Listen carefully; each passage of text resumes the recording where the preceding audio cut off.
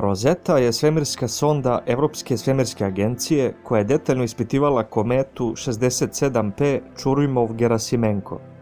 Rosetta je prva svemirska sonda koja je ušla u orbitu oko jedne komete i imala je cilj da spusti sletač Philae na njenu površinu.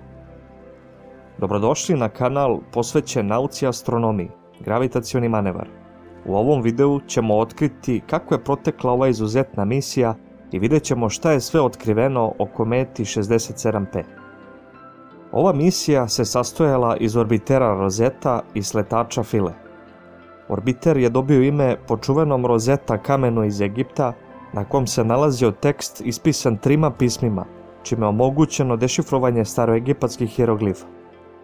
Sletač Philae je dobio naziv po obelisku Philae, na kom se također nalazio natpis na hieroglifima i starogrčkom.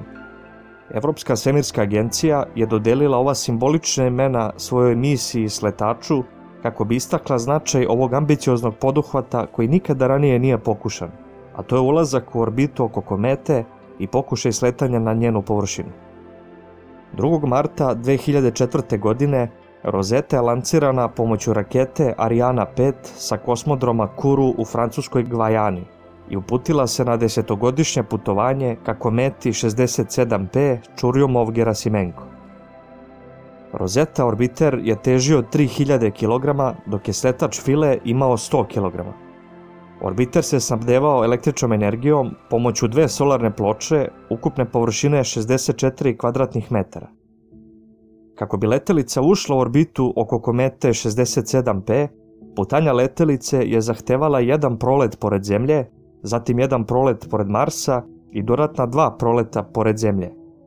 4. marta 2005. godine Rosetta je proletela pored Zemlje i ukrala je deo njene orbitalne brzine kako bi se postavila na ispravnu putanju ka susretu sa Marsom. Krajem februara 2007. godine sonda se približavala Marsu i planiran je prolet na samo 250 km od površine crvene planete. Pošto je prolet trebao da se dogodi sa noćne strane Marsa, sonda nije mogla da koristi solarne ploče kako bi se napajala električnom energijom i morala je da provede 15 minuta u bezbednosnom režimu, što je bilo veoma rizično jer baterije na sondi nisu bile predviđene za takav poduhvat.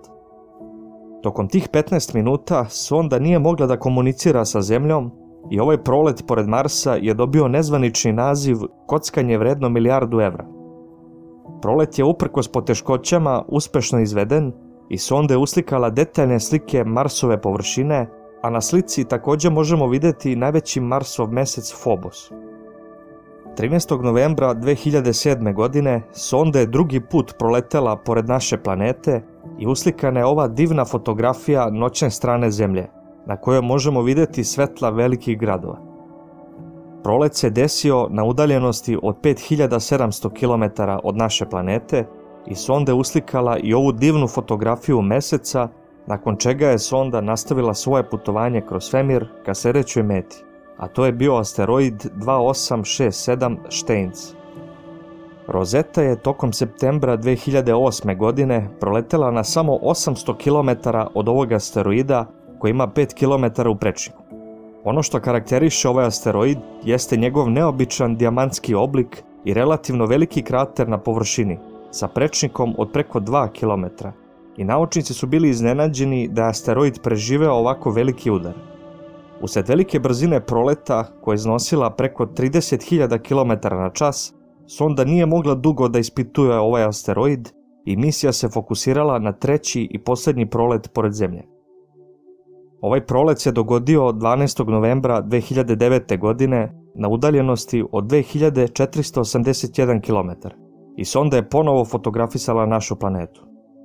Nepuni godinu dana nakon ovog proleta, sonda je imala novu metu za istraživanje, a to je bio asteroid 21 Lutecija.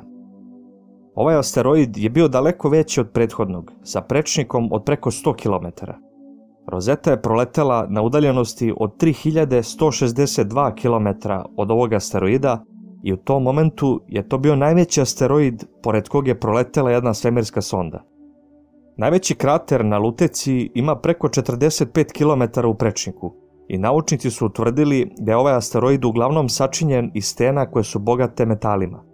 Veličina asteroida i blizina proleta omogućili su izuzetno detaljne fotografije površine sa rezolucijom od samo 60 metara po pikselu, čime je kamera na sondi kalibrisana i pripremljena za istraživanje glavne mete, odnosno komete 67P Churyumov-Gerasimenko. Nakon ovog proleta, sonda je ušla u mod hibernacije i inženjeri na Zemlji su se posvetili rešavanju potencijalnog kvara koji se pojavio još 2006. godine, kada je uočeno curenje goriva na potisnicima sonde. Utvrđeno je da je curenje izuzetno slabog intenziteta, inženjeri misije su odlučili da potisnici rade pod manjim pritiskom, kako ne bi došlo do eskalacije ovog problema. Nakon proleta pored asteroida Steins, uočen je i problem sa 2 reakciona zamajca na sondi koji su pokazivali veće habanje od očekivanog. Sonda je ukupno imala 4 ovakva zamajca koji su bili kritični za precizno orijentisanje sonde prilikom naučnih ispitivanja komete i naučnici su preventivno isključili jedan od ovih zamajaca kako bi ostao u rezervi ukoliko neke od ostalih otkaže. Također su ažurirali softver na sondi kako bi omogućili njenu punu mobilnost čak i ako otkažu 2 reakciona zamajca i time je ovaj problem rešen. Hibernacija sonde je trajala sve do januara 2014. godine kada je Rosetta konačno stigla do svog cilja i pripremala se za niz od 8 manevara kako bi ušla u orbitu oko komete. Putem ovih manevara sonda je ušla u trouglastu putanju oko komete i polako joj se približavala do udaljenosti od 30 km, kada je konačno ušla u njenu orbitu 10. septembra 2014. godine. Površina komete 67P je bila nepoznata pre dolaska Rosette i sonda je narednih nekoliko meseci fotografisala njenu površinu. Utvrđeno je da se kometa sastoji iz 2 segmenta koji su međusobno povezani uskim vratom. Manji segment ima dimenzije 2 puta 2 km, a veći 4 puta 3 km. Smatra se da je ovako neobičan oblik nastao blagim sudarom 2 segmenta, čime su spojeni u jedno telo. Kometa napravi jednu rotaciju za otprilike 12 časova, a jedna orbita oko Sunca traje 6,5 godina. Oblik komete simpatično podsjeća na gumenu patkicu, gdje manji segment predstavlja glavu, a veći telo patkice.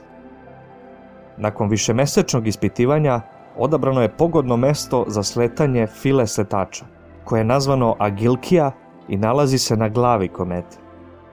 Philae se odvojio od Rosette 12. novembra 2014. godine i uputio se ka površini komete.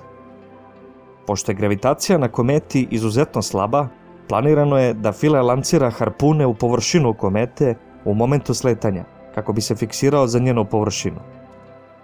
Philae je prišao površini komete brzinom od 3,4 km/h, ali harpuni nisu uspjeli da se aktiviraju i sletač je 2 puta odskočio sa površine i zaustavio se na nepoznatoj lokaciji. Iako sletanje nije prošlo kao što je planirano, Philae je i dalje funkcionisao i to je prvi put da se jedna letelica mekano spustila na kometu. Utvrđeno je da je Philae nakon prvog odskoka poleteo čak kilometar u vis i naučnici nisu znali tačnu lokaciju gde se zaustavio na površini komete. 2 godine kasnije, pred sam kraj misije, pronađena je njegova tačna lokacija i utvrđeno je da je Philae pao na stranu i da se nalazi u senci litice.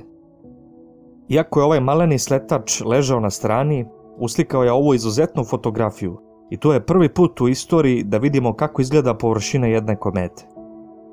U međuvremenu je orbiter Rosetta fotografisao i istraživao kometu iz daleka i prilikom ispitivanja magnetnog polja komete detektovan je ovaj misteriozni zvuk.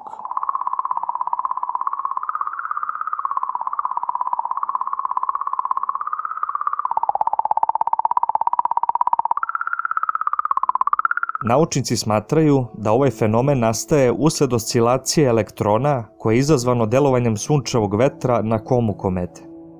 Koma predstavlja takozvani rep komete i sačinjena je od sitnih čestica prašine koju kometa izbacuje u svemir usled delovanja sunčevog zračenja.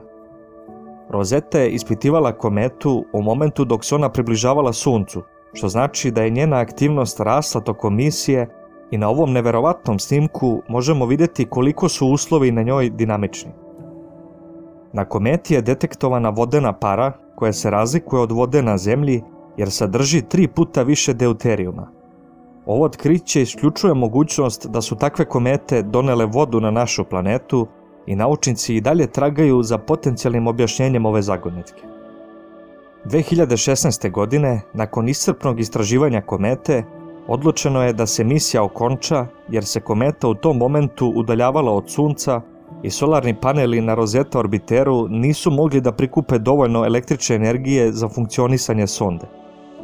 Pred sam kraj misije je pronađena tačna lokacija sletača Philae i rezultati njegovih naučnih eksperimenata, kao i prva fotografija površine, je poslata ka Zemlji.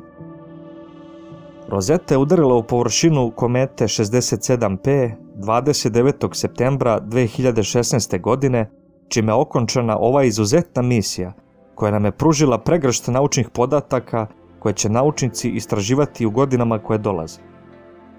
Hvala vam što ste gledali ovaj video i nadam se da ste uživali.